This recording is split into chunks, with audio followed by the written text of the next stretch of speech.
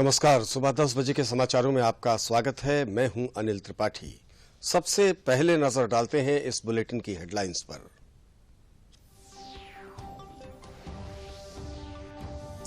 संविधान दिवस समारोह के समापन सत्र को राष्ट्रपति द्रौपदी मुर्मू ने किया संबोधित।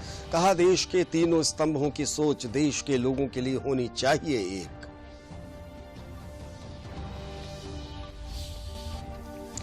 संविधान सभा के उद्घाटन सत्र में प्रधानमंत्री नरेंद्र मोदी ने कहा कि संविधान की प्रस्तावना ही देश और लोकतंत्र की मूल भावना।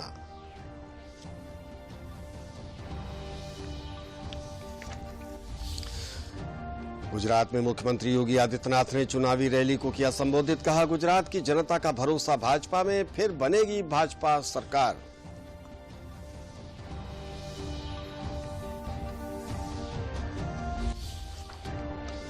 और केंद्रीय सूचना आयुक्त ने इमामों को वेतन देने के उच्चतम न्यायालय के आदेश को बताया असंवैधानिक। कहा, करदाताओं के पैसे का दुरुपयोग।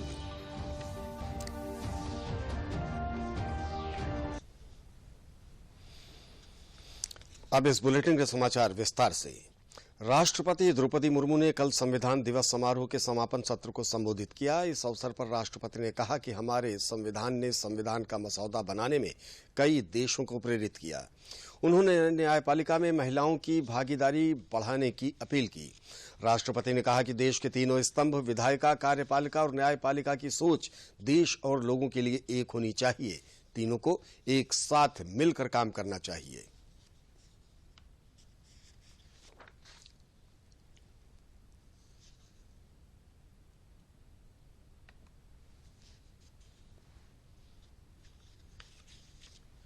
तो कहीं कहीं सबका मन, सबका सोच एक होना चाहिए।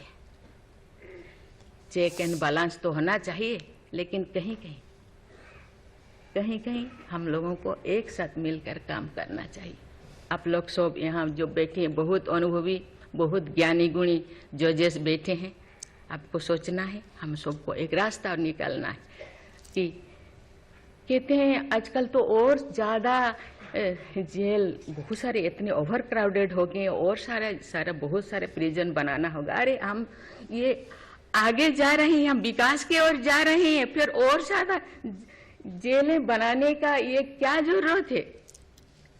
कम करना चाहिए।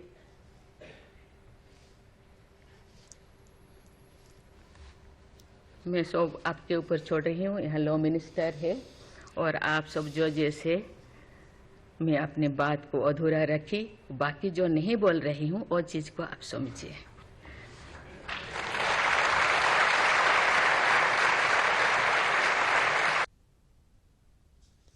संविधान दिवस के मौके पर प्रधानमंत्री नरेंद्र मोदी ने सर्वोच्च न्यायालय में संविधान दिवस समारोह में भाग लिया।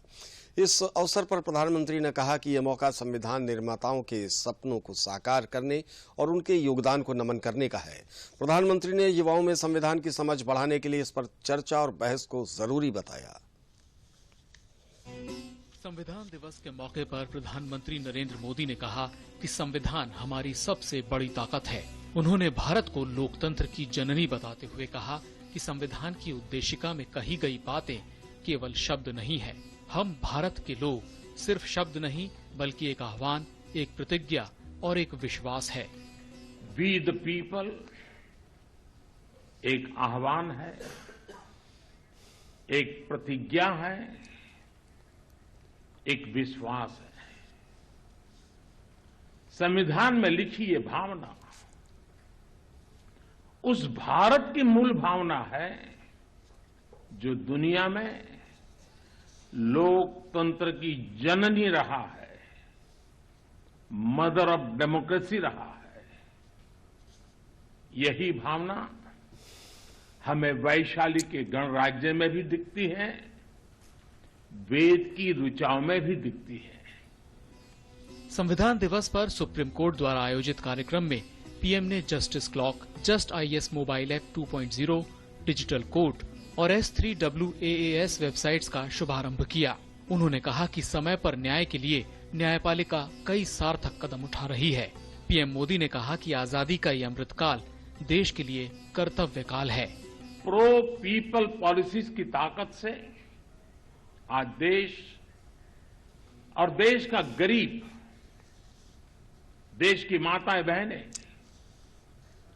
उनका सशक्तिकरण हो रहा है। सामान्य मानवीय के लिए आज कानूनों को सरल बनाया जा रहा है। टाइमली जस्टिस के लिए हमारी जुडिशरी भी लगातार कई सार्थक कदम उठा रही है। आजादी का यह अमृत काल देश के लिए कर्तव्य काल है। प्रधानमंत्री ने आज ही के दिन 2008 में मुंबई आतंकी हमले में मारे गए लोगों को नमन भी किया। संविधान दिवस के मौके पर भारत के प्रधान न्यायाधीश डीवाई चंद्रचूड़ ने कहा कि न्याय तक सबकी पहुंच सुनिश्चित करना अब भी एक बड़ी चुनौती है। In a nation as large, diverse and graded as ours, the paramount challenge that the judiciary as an institution faces is to ensure that the justice delivery system is accessible to everyone. Challenges require dedicated actions. The Indian judiciary has been adopting several measures of institutional reforms with a single objective, and I borrow the celebrated phrase of American civil rights activist Dr. Martin Luther King Jr. to describe it, to bend the arc of the moral universe towards justice. कानून मंत्री किरेन रिजिजू ने कहा कि आम लोगों की सुविधा के लिए कानून की जानकारी और अदालती कामकाज में स्थानीय भाषाओं को बढ़ावा दिए जाने की जरूरत है। इस विषय पर कानून मंत्रालय और बार काउंसिल ऑफ इंडिया मिलकर काम भी कर रहे हैं। Once the medium and mode of legal education starts using the regional languages, it would pave the way of creating a local language ecosystem under which the entire judicial system would operate. 26 नवंबर 1949 में संविधान सभा ने भारत के संविधान को अपनाया था। 2015 से इस दिन को संविधान दिवस के तौर पर मनाया जाता है। विकास सारथी, डीडी न्यूज, दिल्ली। प्रधानमंत्री नरेंद्र मोदी आज अपने मासिक कार्यक्रम मन की बात की 95वीं कड़ी का संबोधन करेंगे। दिन में 11 बजे इसका प्रसारण आकाशवाणी और दूरदर्शन के सभी केंद्रों से किया जाएगा।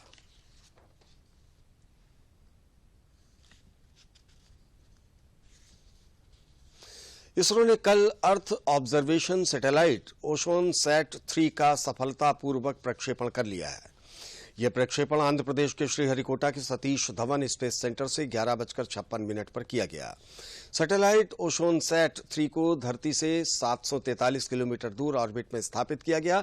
साथ ही आंध्र प्रदेश के श्रीहरिकोटा के सतीश धवन अंतरिक्ष केंद्र से 8 नैनो उपग्रहों को भी लॉन्च किया गया। प्रधानमंत्री नरेंद्र मोदी ने PSLV C-54 के सफल प्रक्षेपण मिशन पर इसरो को बधाई दी है। प्रधानमंत्री नरेंद्र मोदी ने कहा कि EOS-6 उपग्रह से समुद्री संसाधनों के श्रेष्ठ उपयोग में सहायता मिलेगी। उन्होंने कहा कि भारतीय कंपनियों फिक्सेस स्पेस और ध्रुव स्पेस के 3 उपग्रहों के प्रक्षेपण से नए युग की शुरुआत हुई है। इससे अंतरिक्ष प्रौद्योगिकी में भारतीय प्रतिभा का पूरा उपयोग किया जा सकता है। भारत औपचारिक रूप से G20 की अध्यक्षता ग्रहण करेगा। इस परिप्रेक्ष्य में अंडमान और निकोबार द्वीप समूह के स्वराज द्वीप में चल रही G20 देशों के मिशन प्रमुखों और राजनयिकों की बैठक महत्वपूर्ण हो जाती है। जहां भारत अपनी अध्यक्षता में G20 का क्या हो फोकस, इस पर सहमति तैयार करने का प्रयास कर रहा है, ताकि भारत की अध्यक्षता में G20 आपसी समन्वय, समावेशी प्रयासों के वैश्विक कल्याण के लिए काम कर सके।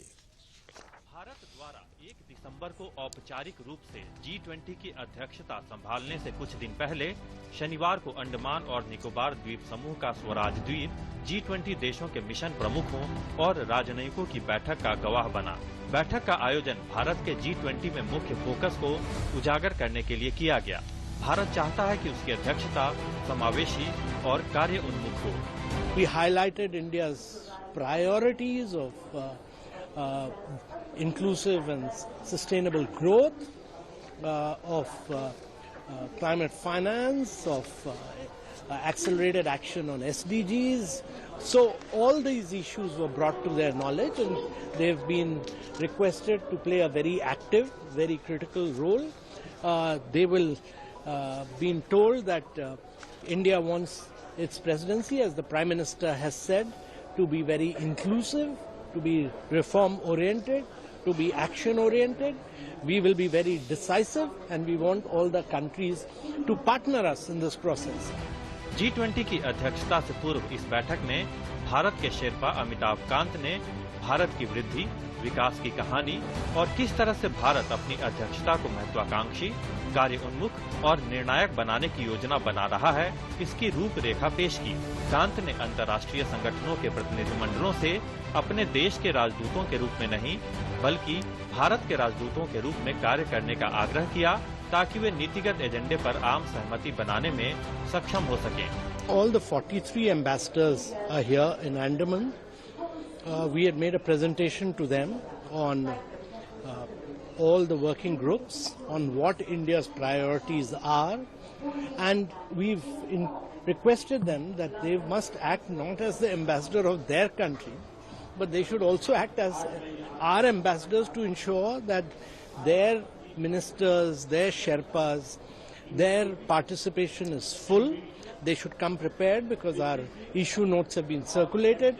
They should be fully interacting with us so that we are able to arrive at a consensus. G20 में भारत के मुख्य समन्वयक हर्षवर्धन श्रृंगला ने बैठक में कहा कि भारत ने सदस्य देशों के बीच समन्वय का आह्वान किया ताकि उसकी अध्यक्षता को सफल बनाया जा सके। G20 Sherpa gave a very detailed overview of not only our country's, I would say, main achievements in the socio-economic area, but how we intend to use our platforms to take the G20 agenda forward. And of course, on my side, I also presented organizationally what are the preparations for our G20 presidency, how we propose to approach many of the important issues, and how we want the support and cooperation of G20 countries and the embassies which are in India in making sure that our presidency is a successful one. Indonesia के राष्ट्रपति Joko Widodo ने 16 नवंबर को प्रधानमंत्री नरेंद्र मोदी को भारत में G20 की अध्यक्षता के प्रतीकात्मक हस्तांतरण में गैवल सौंपा था। गुजरात विधानसभा चुनाव में भाजपा के प्रचार अभियान के तहत कल उत्तर प्रदेश के मुख्यमंत्री योगी आदित्यनाथ ने चुनावी रैली को संबोधित किया। योगी आदित्यनाथ ने गुजरात के जिला गीर के सोमनाथ विधानसभा क्षेत्र में रैली को संबोधित करते हुए कांग्रेस पर जमकर हमला बोला। उन्होंने कहा कि गुजरात की जनता एक बार फिर भाजपा सरकार की विकास, सुशासन और राष्ट्रवाद की नीतियों पर भरोसा जताएगी। इस मौके पर उन्होंने आम आदमी पार्टी पर भी जमकर चुनावी प्रहार किया। प्रधानमंत्री मोदी जी के मार्गदर्शन में, उनके नेतृत्व में भारत के विरासत का सम्मान हो रहा है। भारत के इस विरासत को एक नई ऊंचाइयां प्रदान करने का कार्य हो रहा है और साथ साथ विरासत के सम्मान के साथ ही भारत के उन सभी हुतात्माओं को, अमर शहीदों को, जिन्होंने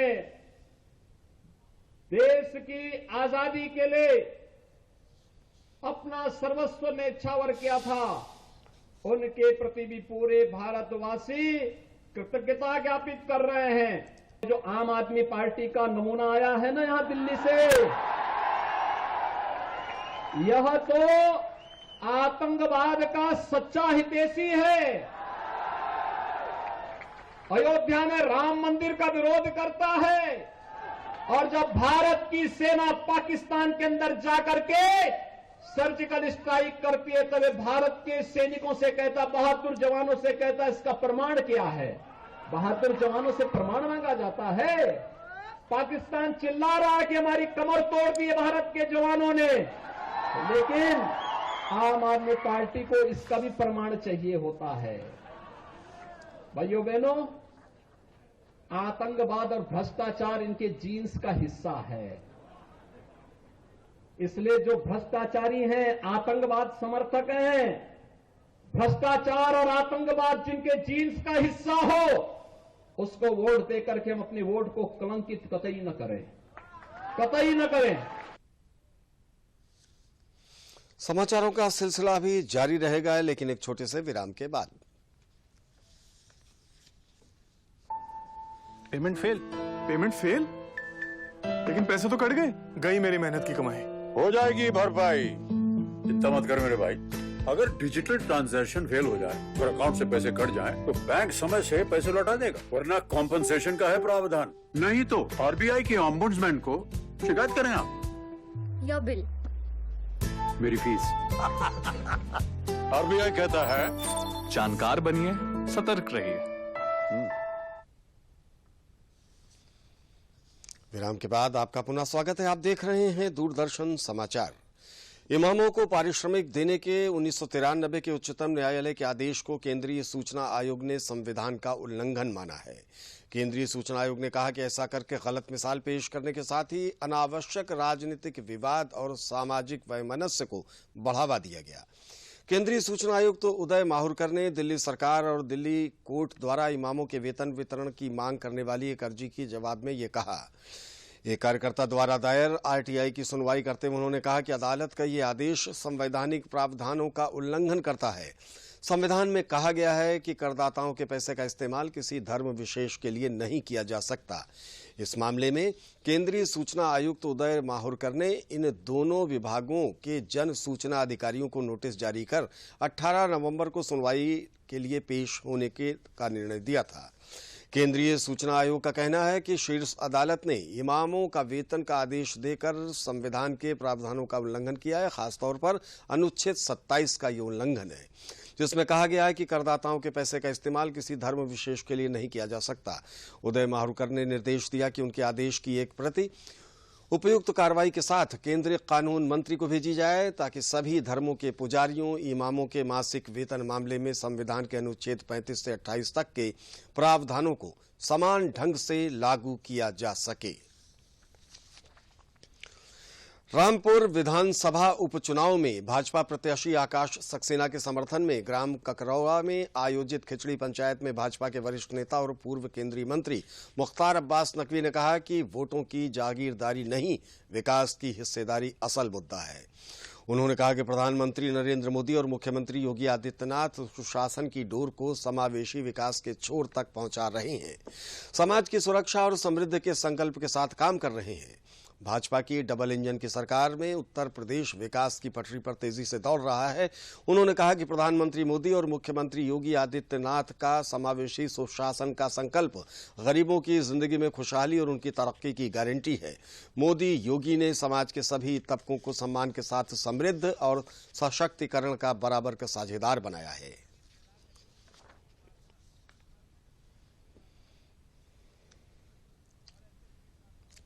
होता है वो उसे कहने की भी जरूरत नहीं है। इसलिए हम सभी लोगों को ये जो हमारी खिचड़ी पंचायत है, इसके माध्यम से हम सब लोगों से अनुरोध करने आए हैं कि भारतीय जनता पार्टी के विकास के नाम पर, विश्वास के नाम पे, लोगों की सुरक्षा और समृद्धि के संकल्प के नाम पर इस बार भारतीय जनता पार्टी। प्रदेश के उप मुख्यमंत्री केशव प्रसाद मौर्य ने वाराणसी में नगर निकाय चुनाव की तैयारियों के संबंध में पार्टी कार्यकर्ताओं के साथ एक बैठक की। बैठक में उन्होंने कार्यकर्ताओं को तैयारियों से संबंधित टिप्स देते हुए कहा कि कैसे हमें जन जन तक जाकर वोटिंग करानी है, इसकी तैयारियां सभी कार्यकर्ताओं को अभी से कर लेनी है। काशी तमिल संगमम के आयोजन पर उन्होंने कहा कि एक भारत श्रेष्ठ भारत का ये बहुत अच्छा स्वरूप है। दोनों संस्कृतियों के मिलन से काशी और दक्षिण भारत दोनों में बहुत खुशी है। इस कार्यक्रम में पंजीयन राज्य मंत्री रविंद्र जायसवाल, आयुष राज्य मंत्री दयाशंकर मिश्रा और उत्तर प्रदेश भारतीय जनता पार्टी के उपाध्यक्ष लक्ष्मण आचार्य के अलावा कैंट विधायक सौरभ श्रीवास्तव और शहर दक्षिणी के विधायक नीलकंठ तिवारी भी मौजूद थे, जबकि हजारों की संख्या में कार्यकर्ताओं ने इस बैठक में भाग लिया।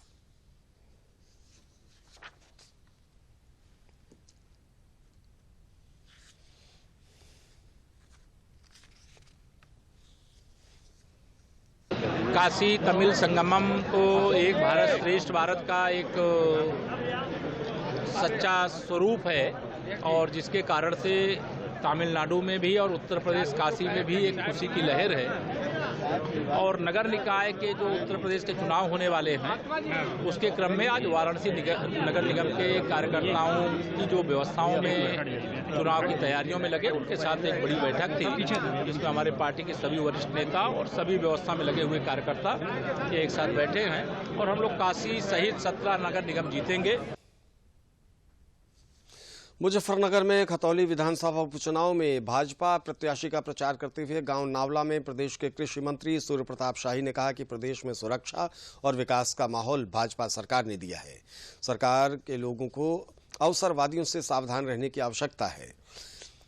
सूर्य प्रताप शाही ने कहा कि भाजपा ने हमेशा त्यागी समाज को सम्मान दिया है। उन्होंने समाज के लोगों से भाजपा प्रत्याशी के पक्ष में मतदान करने की अपील करते हुए कहा कि समाज को इस चुनाव में भी अपनी पहचान कायम रखनी है। भारतीय जनता पार्टी आई और भव्य राम मंदिर का निर्माण हो रहा है। मैं इसलिए कह रहा हूं कि हम राजनीति के भीतर कुछ ऊपर की ओर चल रहे हैं। हमने कभी समाज को काटने बांटने छाटने का काम किया ही नहीं, और हमारा त्यागी समाज भी उसी का एक हिस्सा है जिसने आजादी की लड़ाई में अपनी बहुत बड़ी कुर्बानियां की हैं। कभी भी त्यागी और समाज ने और ब्रह्मर्षि समाज ने इस बात को चिंता नहीं किया कि क्या होगा। वो इसलिए ब्रह्मर्षि हुए कि समाज के कुरीतियों से ऊपर उठ करके और उन्होंने समाज के निर्माण का काम किया। आज से नहीं, भगवान परशुराम के जमाने से किया है, आज से नहीं किया है, उसके हम वंशज हैं। और इसलिए मेरा ये मानना है कि हमको दूसरे की नकल नहीं करनी है। जो हमारे जीन के भीतर रहा है उस जीन को आगे लेकर के चलना, यही भारतीय संस्कृति और यही भारतीय सभ्यता और यही हिंदू राष्ट्र है। ये मैं प्रार्थना करना चाहता हूँ। मथुरा वृंदावन स्थित केशव धाम के पंडित दीनदयाल सभागार में आयोजित सूरदास महोत्सव में मुख्य अतिथि उत्तर प्रदेश सरकार में कैबिनेट मंत्री चौधरी लक्ष्मी नारायण ने कार्यक्रम के उपरांत महोत्सव की संयोजिका गीतांजलि शर्मा, राष्ट्रपति पुरस्कार से सम्मानित डॉक्टर अजय शर्मा, कथक गुरु अभिमन्यु लाल तथा अन्य के साथ मिलकर संत शिरोमणि सूरदास पर आधारित स्मारिका का विमोचन करते हुए कहा कि यह स्मारिका सूरदास जी व सूरदास महोत्सव को हमेशा जीवंत रखेगी। ये सूरदास जी के करोड़ों अनुयायियों के लिए भी बड़ी उपलब्धि है। महोत्सव के समापन के अवसर पर प्रदेश के कैबिनेट मंत्री चौधरी लक्ष्मी नारायण, विधायक श्रीकांत शर्मा, मध्य प्रदेश स्वयंसेवक संघ के प्रांतीय प्रचारक रीवाराम, राष्ट्रपति पुरस्कार से सम्मानित श्री जी बाबा स्कूल के पूर्व प्रधानाचार्य डॉक्टर अजय शर्मा एवं कार्यक्रम संयोजिका अंतर्राष्ट्रीय कथक वृंदांगना गीतांजलि शर्मा द्वारा स्मारिका का विमोचन किया गया। स्मारिका का विमोचन करते हुए कैबिनेट मंत्री ने कहा कि भारतीय नृत्य कला एवं संगीत की अनमोल संस्कृति की विरासत को युवाओं से जोड़े रखने का माध्यम है। बल्कि भगवान के पद सूरदास जी के द्वारा लिखे गए, इसलिए वो ख्याति हुई। और ब्रज को ये गौरव है कि सूरदास जी की इतनी बड़ी देन, उन्होंने 4 चांद लगा दिए ब्रजभूमि की ख्याति में, भगवान कृष्ण की लीलाओं में। हमारा परम सौभाग्य है, हमारा परम कर्तव्य है ऐसे सूरदास जी को युग युगों तक जिंदा रखना।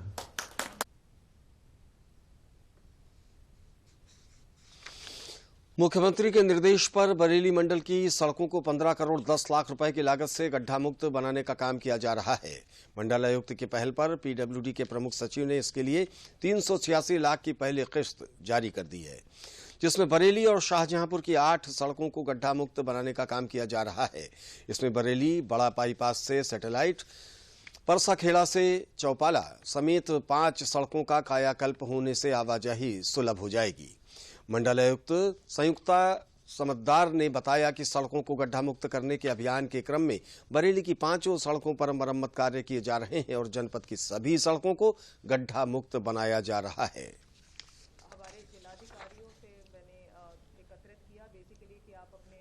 हर जनपद के अपने 5 प्रमुख ऐसे सड़कों का प्रस्ताव जरूर दीजिए जिससे जनमानस को तकलीफ हो रही है, आने जाने में दिक्कत हो रही है, रोड्स की स्थिति अति खराब है।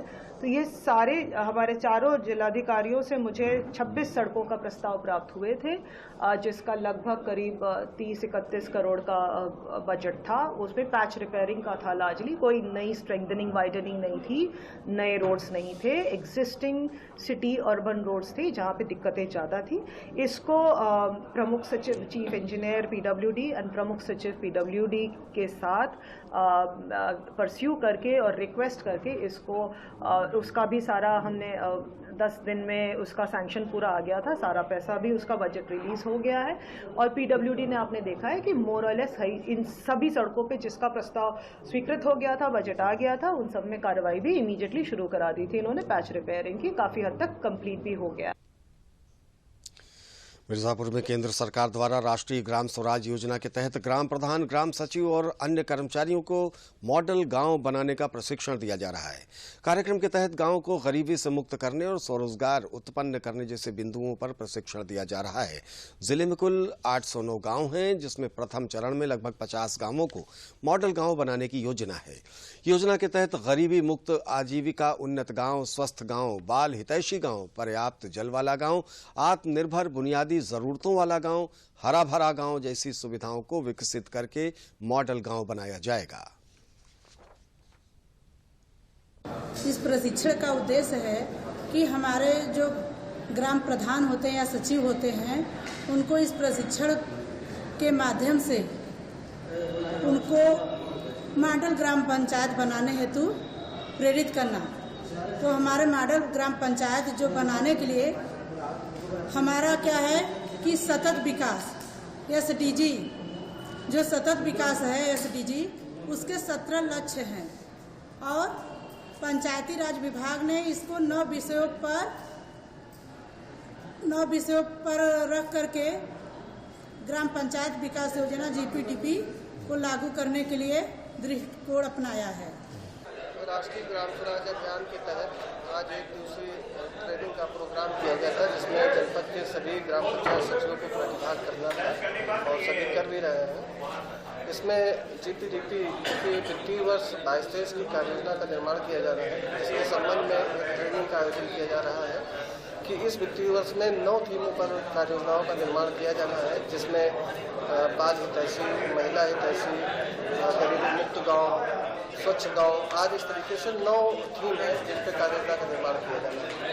तो इसी सिलसिले में इन सभी सचिवों को ट्रेनिंग दी जा रही है कि किस तरीके से कम इन 9 बिंदुओं में से 3 बिंदुओं का चयन करते हुए अपनी कार्ययोजना को बनाएं और उसे क्रियान्वित करें। ग्रेटर नोएडा के JP ग्रीन्स गोल्फ कोर्स द्वारा gold federation of India civil services world championship 2022 का आयोजन किया गया। इस चैंपियनशिप में देश भर के 100 से ज्यादा प्रशासनिक अधिकारियों ने भाग लिया। प्रतियोगिता में प्रशासनिक अधिकारियों की 5 टीमों को, जिसमें IAS, IERS, IFF central services की कैटेगरी में बांटा गया था। एक टीम में 20 अधिकारी भाग ले रहे थे। IAS की टीम बाजी मारते हुए प्रतियोगिता की चैंपियन। टूर्नामेंट आप लोगों को मालूम है कि ये तीसरा एडिशन है और बहुत ही अच्छा एक गेट टुगेदर है। सारे group senior officers from different services यहाँ पे आज असेंबल हुए हैं। आपको मालूम है ये बहुत अच्छा एक गोल्फ टूर्नामेंट है और हम लोग सब लोग काफ़ी एंजॉय कर रहे हैं इस लवली वेदर और in the lovely ambience of JP। और अब इस बुलेटिन के अंत में मुख्य समाचार एक बार फिर।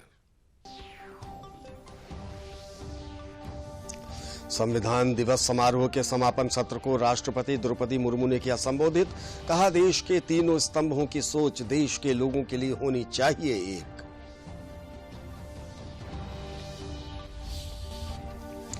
संविधान सभा के उद्घाटन सत्र में प्रधानमंत्री नरेंद्र मोदी ने कहा कि संविधान की प्रस्तावना ही देश और लोकतंत्र की मूल भावना।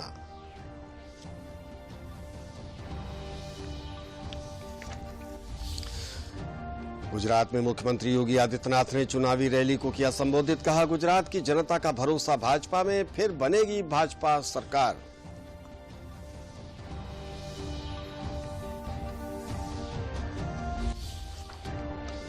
और केंद्रीय सूचना आयुक्त ने इमामों को वेतन देने के उच्चतम न्यायालय के आदेश को बताया असंवैधानिक। कहा, करदाताओं के पैसे का दुरुपयोग।